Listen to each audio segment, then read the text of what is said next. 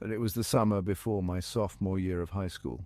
My older brother had just gone off to college, leaving a box of 80s-era VHS tapes in the closet of his recently vacated bedroom, which was actually a renovated loft over the two-car garage attached to my parents' house, what my brother Josh had referred to as his Mike Seaver bedroom, though I never got the reference.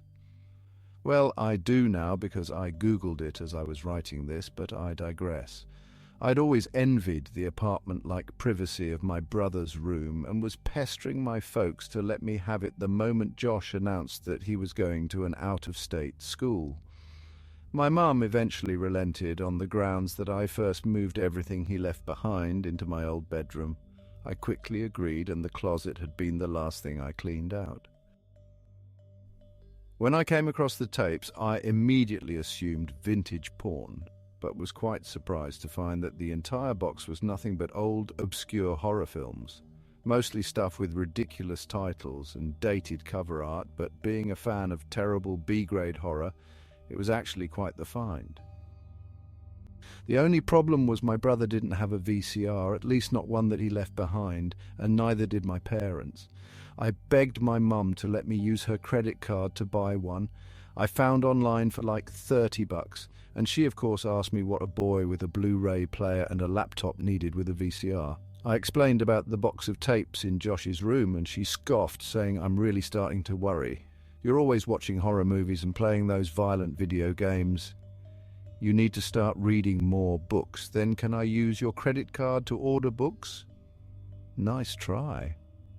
I spent that entire afternoon scouring all of the nearby stores and was eventually able to locate an old DVD VCR combo player tucked away in a dimly lit section of Best Buy's home entertainment department. And then I dusted off a price tag that read $199.99 and promptly put it back. What am I, a drug dealer? I was walking home and contemplating simply swiping my mum's credit card when I spotted a large black rectangle lying beside several bags of trash that had been placed out on the sidewalk in front of a vacant lot.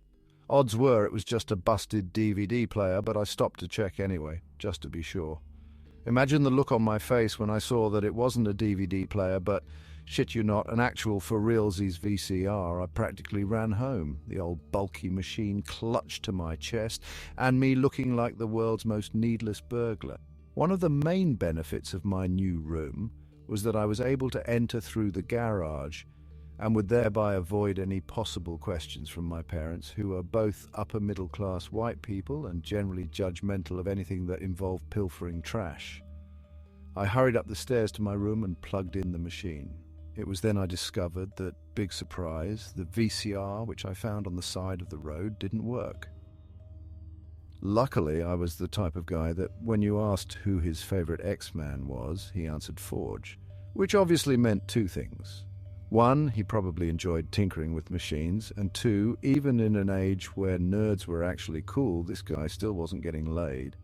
So, of course, my first reaction was to retrieve a soldering iron from my dad's workbench and bust that bad boy open. I sat up most of the night, Googling VCR repair manuals and watching tutorials on YouTube. Eventually, I located what seemed to be the problem, and in the end, it was a relatively easy fix. The only real speed bump was when I cut my hand while replacing the VCR's metal casing, and a few drops of blood managed to end up on one of the exposed video heads. If this had been a horror movie, I probably would have heard an ominous clap of thunder right about then, but no such luck. I carefully wiped off the video head, secured the casing, and plugged in the VCR, and yet, after all of this, I was still genuinely surprised when it actually turned on. The green digital clock-style display lighting up as the machine whirred to life. I quickly hooked up the VCR and dug a tape from the box at random. I slid the movie Blood Train in and hit play. An image appeared on the screen, a static black and white shot of a dimly lit, windowless room. The back wall looked like it was made from packed clay. Aside from the clay wall and a few feet of cement floor, the only thing visible within the frame was a rusty floor-mounted chair, like the kind you see in a dentist's office, which was partially visible to the left of the screen. Not exactly Kubrick-level composition, but there was something that began to feel oddly menacing about the shot as I watched it continue uninterrupted for almost 2 minutes. The hell is this?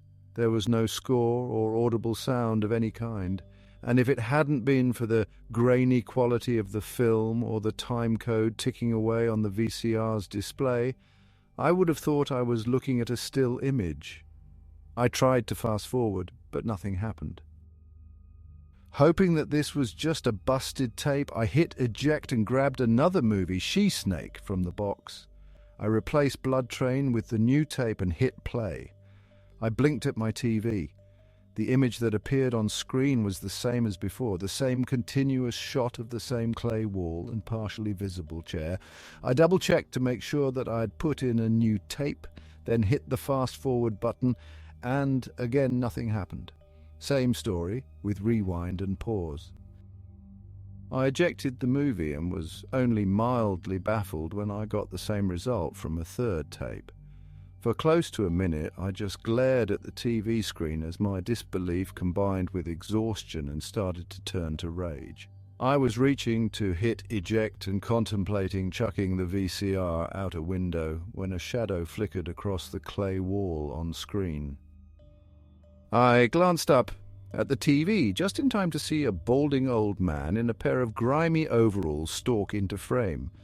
The old man was almost abnormally tall and walked with the kind of slouch one develops after a lifetime of dealing with inadequately sized spaces.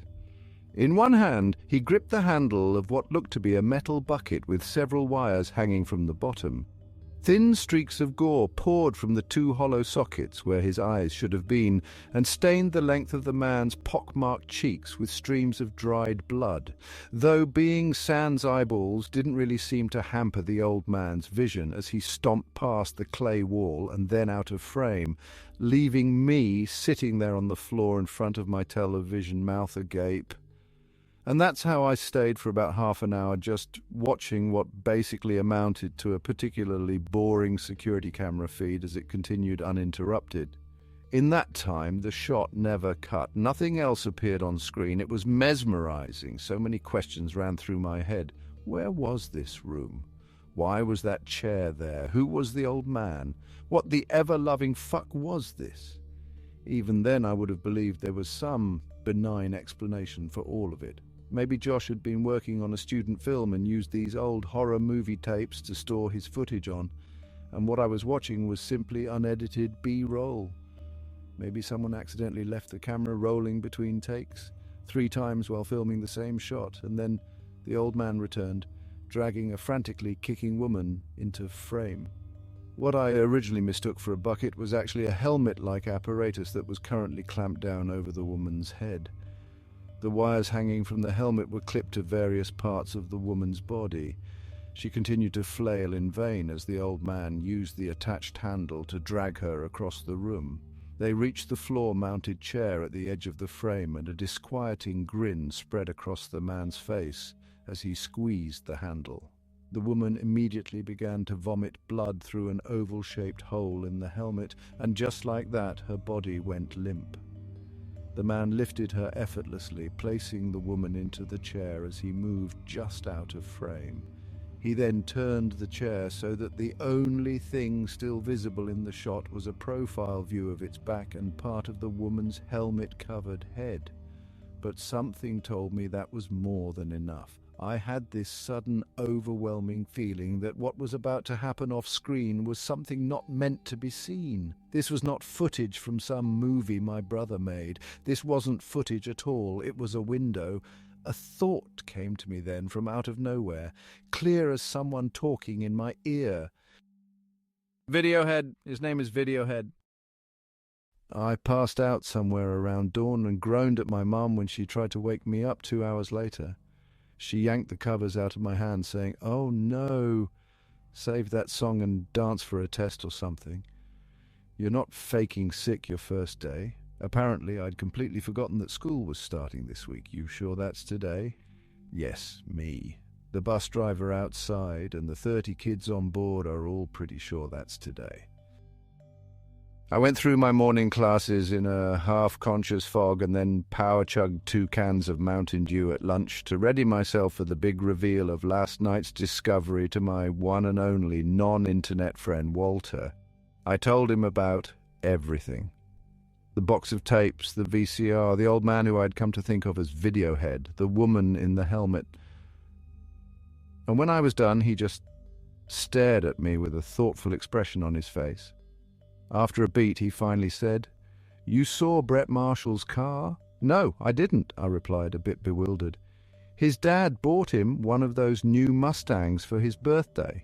"Brett Marshall is a douche," I suddenly shouted, cutting him off. I was frustrated by Walter's complete lack of regard for my story, and more than a little sleep-deprived, which was enough for me to momentarily space on the fact that I was sitting in the middle of a crowded cafeteria. A cafeteria which immediately fell silent as everyone turned to stare at me. A humiliated expression appeared on Walt's face as he looked down at the table and muttered, "Well, that was unnecessary. Want to say that shit to my face?" This was Mr. Marshall himself speaking, a guy who was at least 6 inches taller than me and, as previously mentioned, a total douche.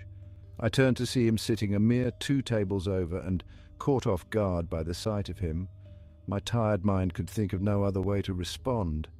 "You're a douche?" For some reason this made everyone laugh, which was almost as shocking as the look Brett was giving me. I turned back to find Walter still staring down and half smirking as he shook his head. "You're a dead man." The day was a bit of a blur after that, everything around me seemingly set to half volume, as I did my best to go through the motions. I went to the rest of my classes and filed away my syllabi in their respective folders, and nodded when it seemed appropriate. Now I'm walking down the street outside my house, but then I stop. I stop because I see someone standing in the middle of the street. I see the woman from the night before about 10 feet ahead of me standing in the middle of the street. I can see her eyes through 2 small holes drilled into the side of the cylindrical apparatus on her head, and her eyes are bright green and quite pretty. She says something, but I can't hear what she's saying because she says it too quietly. I ask her what she said, and she says it again, but I still can't hear her, and then she's gone. Then she's behind me and screaming, "I said it fucking hurts!" I was pulled out of the dream to find myself in a nearly pitch-black room. I hadn't bothered to flip on a light when I came in, and the blinds were only half drawn, letting in the smallest sliver of moonlight. But before I could even reach for a lamp, the motion-triggered light in my backyard came on. My heart still racing from the nightmare, I hurried out of bed and crossed to the window just in time to see a tall figure slink into the shadows, heading towards the garage. Shit. I grabbed the baseball bat from beside my bed and cautiously descended the stairs into the garage. The door leading out to the backyard had a square window set into its top half, and as I was nearing it, a silhouette appeared at the window. I immediately ducked down beside the door, pressing myself against the wall and praying that I hadn't been spotted. I carefully reached out a hand and turned the lock on the doorknob. A moment later, the knob began to rattle as the figure outside attempted to turn it.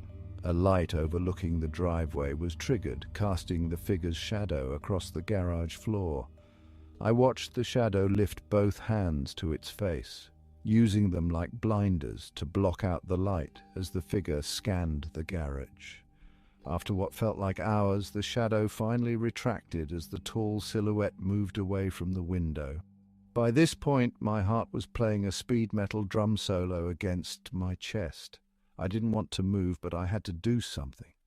What, though? Call the cops, dumbass.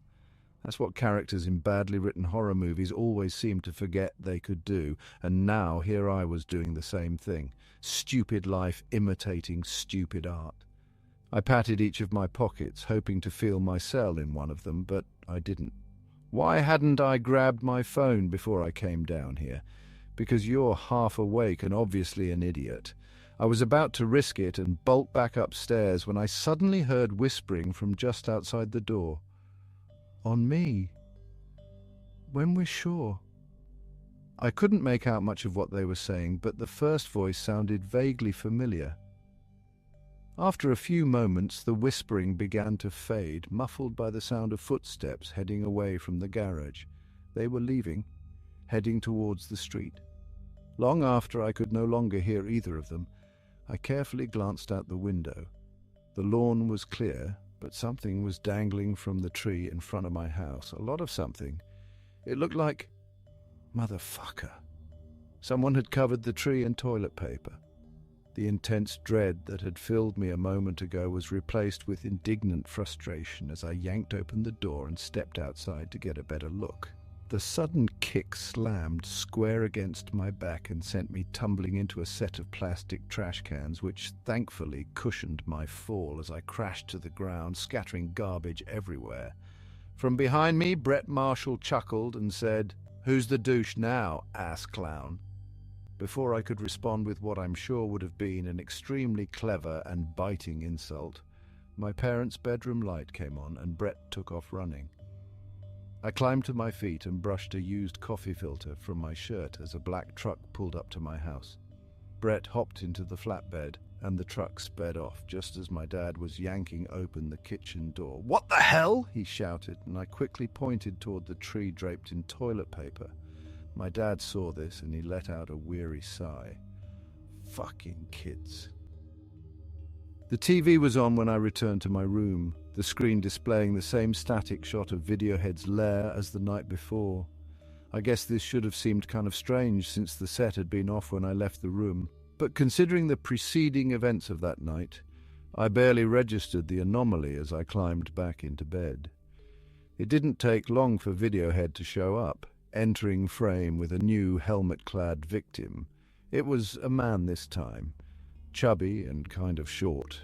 The guy's hands had been savagely cut off, and he held the two bloody stumps up above his chest in a protective manner, probably because it didn't feel so great to let them drag on the ground as Videohead pulled him across the floor. Videohead lifted the man into the chair, and then, just as before, he turned it so that the guy was now almost entirely out of frame. After a moment, the man's head rocked back and the part of the chair that I could see began to shake slightly. He was struggling. When sleep finally returned, it was deep and mercifully dreamless. I spent every night that week watching the feed of Videohead's lair, anxiously awaiting his exit and eventual return, a fresh victim in tow. He always arrived at a different time, though it was usually well after midnight, and each night there would be something unique about the victim. One woman was covered head to toe in a dark sludge that looked a lot like raw sewage, and another, a man, had a small machine attached to his mouth with a tube leading out of it that seemed to be pumping a menagerie of vile-looking insects from his body. I talked Walter into coming over that Friday to see for himself how awesome of a find this was, and when Videohead finally showed up that night, he did not disappoint. He entered, a woman's contorted body dangling from the handle in his hand. The woman's arms and legs were hog-tied behind her back by a coil of barbed wire, and a rabid possum was scampering alongside her, biting at the woman's gnarled and bloody stomach as Videohead carried her across the screen. He kicked the possum away as they reached the chair, and Videohead bent to unwind the barbed wire holding her limbs in place. Immediately the woman began to struggle, clawing at Videohead's already severely scarred face. Unfazed by the nails digging into his empty eye sockets, Videohead casually pulled the woman's hands away and then broke one of her arms like it was a dry branch. The fight quickly drained from her, and Videohead gently lifted the woman into the chair before turning it to face off-screen. I looked at Walter and said, "Right, seriously, they're not even gonna show the best part?" he asked, gesturing at the turned chair angled just out of frame. "But that's the whole point. Whatever you saw up until now is nothing compared to what you're not being shown. There's nothing scarier than the unseen. You don't get that?" Walter shrugged and said, "I don't know, plus it was boring up until then. I guess the thing with the badger was pretty cool. It was a possum, yeah, I like that part. Anyway," Walter yawned and slowly stood up, "I'm going to take off." This left me feeling pretty bitter, and I didn't bother walking Walt out. As I listened to the door close below me, Videohead once again came into view as he started back across the screen. Whoa, leaving twice in one night? That's new. As I said, this video head stopped in place, almost directly in the middle of the frame. He cocked his head slightly as if straining to hear something. Videohead then turned to look directly at me and his face seemed to light up. He grinned at me then, and it's worth noting that on a scale of 1 to 10 of bone-chilling creepiness, that grin would have scored a perfect holy fuck. After another tense beat, Videohead turned and exited the frame, leaving me sitting there looking like Lenny holding a freshly crushed puppy. For about 5 minutes, that's how I stayed, mouth agape and waiting, hoping that Videohead would return. Perhaps he had simply left something in his car, and that little fourth wall break had really just been him spotting a stain on a couch cushion or something. I bet there were stains all over that place. There's no need to panic, I told myself when Videohead didn't return. I made my way downstairs to lock the door to the garage and then hurried back up to my room and grabbed my bat, which is why I'm not going to panic. I pushed my dresser in front of the door and then, just to be safe, I locked the window as well. Surveying the room, I remembered Monday night's visit from Brett and immediately grabbed my phone. Who has 2 thumbs and the presence of mind to no longer make cliché mistakes? I continued, trying to distract myself from my own increasing heart rate. And then the backyard's motion-triggered light came on. After all this, I still jumped when the knob to my door began to rotate. The door was locked, but it was one of those cheap residential indoor locks, and it only took about 5 seconds of forceful turning before the bolt snapped open with a loud clunk. After a pause that felt no shorter than several eons, the door finally swung open and immediately banged against the dresser. Videohead leaned out of the darkness and into my room, looking even taller than he did on screen. Nearly 8 feet, would be my guess, considering he had to duck beneath the doorway to enter. It was at this point that time slowed to a crawl. I tried to back away, and it was like moving underwater. Videohead shoved the dresser aside and started toward me, that creepy as shit grin stretched wide across his face. I held the bat up in front of me as he neared, and Videohead easily swatted it out of my hands, which caused me to stumble back onto my bed as he raised the bucket helmet over my head, and then he was gone. Huh? I lowered the arm I had held up to block my face and glanced around to find Videohead nowhere in sight. I realized I was sitting on something and pulled a universal remote out from under my arse, the same remote I had programmed to the VCR. I glanced at the TV and found my answer in the form of a blue input screen. A single word spelled out in blocky white lettering hovered at the top left of the frame. Eject. Without another thought, I unhooked the VCR and shoved it inside one of the trash cans beside the garage.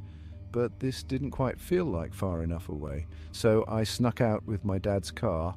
Somehow the commotion earlier hadn't woken either of my parents, and drove around trying to locate the empty lot where I had originally found the VCR, but couldn't, and eventually ended up chucking the machine into a dumpster behind Best Buy.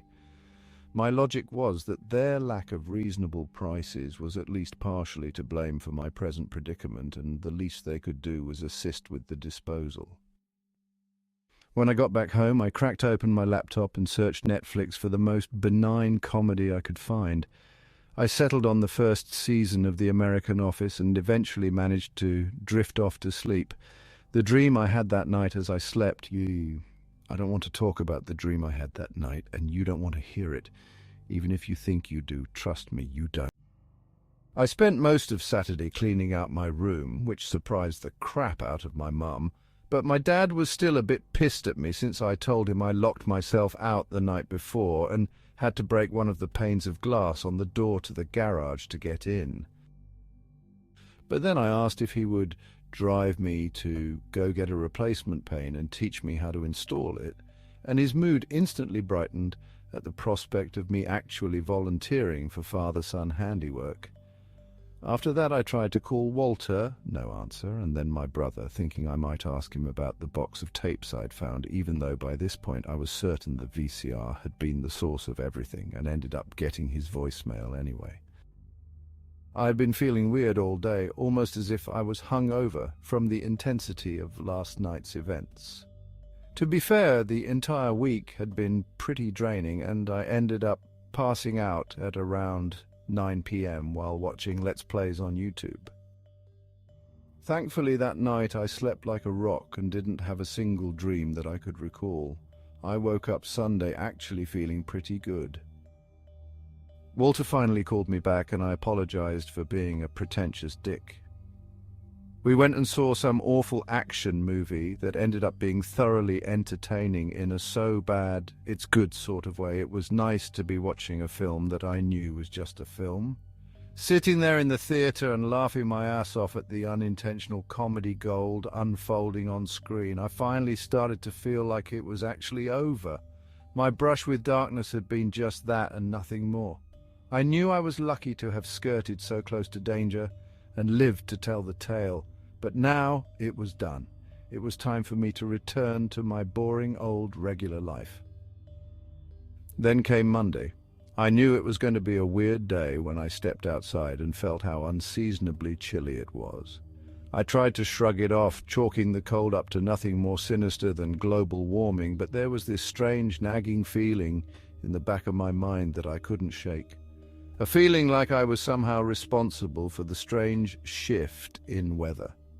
Of course, that was absolute nonsense, I told myself as I retrieved a sweater from my room and hurried back out to the bus. Who did I think I was, Halle Berry in X-Men? I was still smirking at the mental image of me dressed like Storm as I reached my locker and started to dial in the combination, and then I pulled the locker open and my smirk instantly vanished.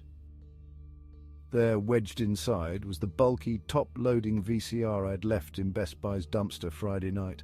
I immediately slammed the locker shut, and several senior girls turned to glare at me. "There's like a snake in my locker," I said, pointing as I quickly turned and started down the hall to class. All morning, the only thing I could think about was what was sitting in my locker, sitting there, waiting. Walter had a dentist appointment that day, and I ended up eating lunch alone. I found an empty table at the back of the cafeteria and sat facing the wall as I racked my brain for a solution. Why not just set it on fire? Let that bad boy burn until it was nothing but ash. Then I remembered that, according to the slew of real paranormal encounters shows which I frequently watched, hey, we all have our guilty pleasures. Mine is just really silly. You're not supposed to burn haunted Ouija boards because the element of fire actually makes malign entities stronger. So what then? I googled disposing of haunted objects on my phone and read that I should tie large stones to the VCR and toss it into a running body of water like a river or a deep stream. One site suggested filling a kiddie pool with salt water and submerging it in there if I couldn't locate a suitable natural water source, but I seriously doubted I would be able to explain that one to my folks. I was searching Google Maps for the nearest river when I heard a familiar voice approaching. Brett was talking to one of his idiot friends as they sat down at the table directly behind me. That's when my mother-effing mum decides to barge in without even knocking, and I'm just sitting there, dick in my hand and two lesbians going to town on a double-ended dildo on my computer screen. Brett's friend, I think his name was something stupid like Clyde, started laughing. "Fuck, man, you don't know how to lock a door, dude. I thought I had." Anyway, now my mum's so freaked out she made my dad block internet access to my room. She thinks I'm going to become a sexual deviant just because I like a little girl-on-girl action. No internet, that's like, what do they call it, crueler than usual punishment. Tell me about it. So I went digging through all this stuff from my dad's bachelor years that he's got stashed in the shed out back, and guess what? I found a straight-up box full of porn out there. Problem solved then. Sure, they might be a bit bushier than you're used to, but still, yeah, the only problem is it's all VHS tapes, so you don't have an old VCR lying around? Of course not, do you? No, exactly. Nobody does. Brett grew quiet for a moment, and then suddenly he shouted in my direction, "Hey!" Something small ricocheted off the side of my head, and I looked down to see a single tater-tot roll beneath my chair. "Hey, weirdo!" When I didn't respond, Brett tossed another tater-tot at my head. "Hey!" I let out a long sigh as a third tater tot bounced off of my shoulder and landed in my jello. "Fuck, what?" I nearly hissed as I quickly spun to face Brett, whose arm was poised and ready to throw another tot. "You got a VCR I can borrow?" I tried my best not to smile. As a matter of fact, I do.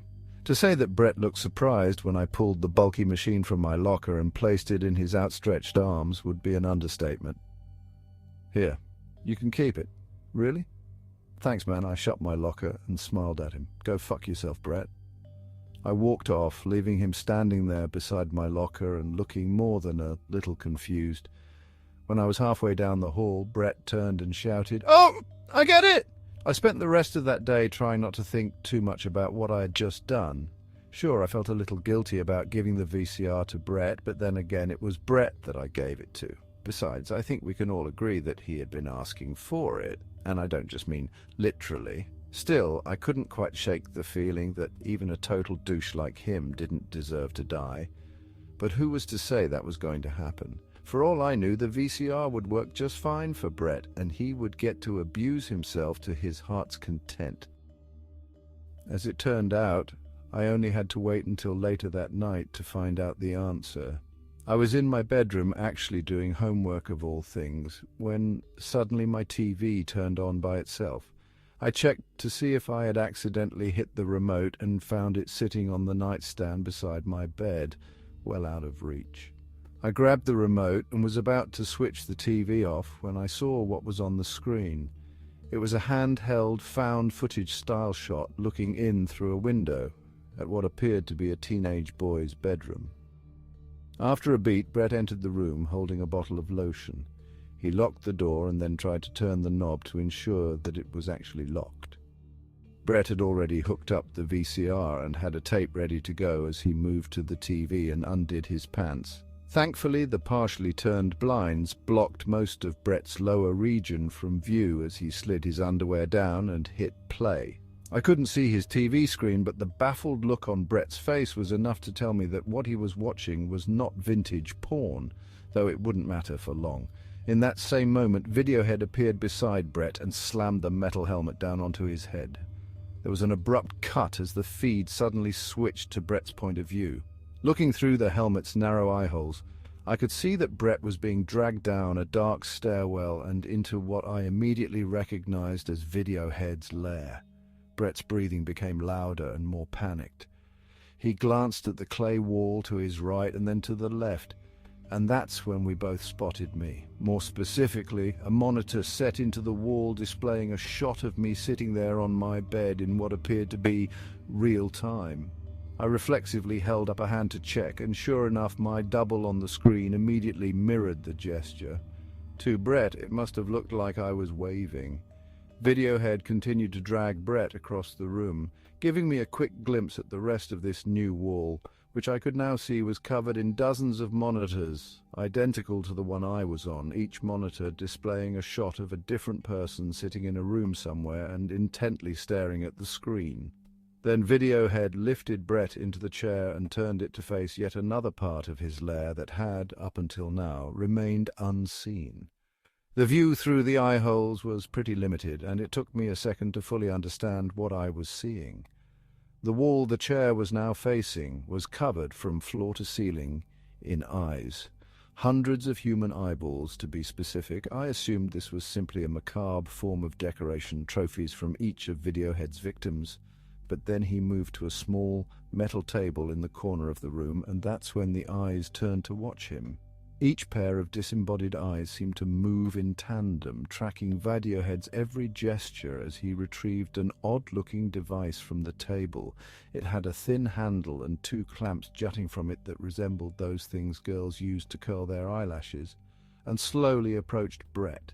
Videohead then bent down so that he was at eye level with Brett, giving me a nice long close-up of his gore-stained, pockmarked face, and then Videohead jabbed the clamps into Brett's eyes and yanked. I was expecting the feed to cut as Videohead ripped out his eyes, but it didn't. If anything, Brett's point of view became even clearer once it was pulled free of the helmet. The room spun as Videohead turned and pressed the device to a bare spot on the wall behind him, mounting the eyes in place and providing me one final wide-angle shot of his lair as Videohead grinned up at me, proudly surveying his work. I hit a button on the remote and the TV switched off, which seemed to instantly depressurize the foreboding atmosphere that had enveloped my room. I set the remote down and let out a weary sigh. Did I feel guilty, maybe? Relieved? Absolutely. It was then, amidst the slew of thoughts and questions racing through my mind, something dawned on me. My mum was right. I needed to start reading more books.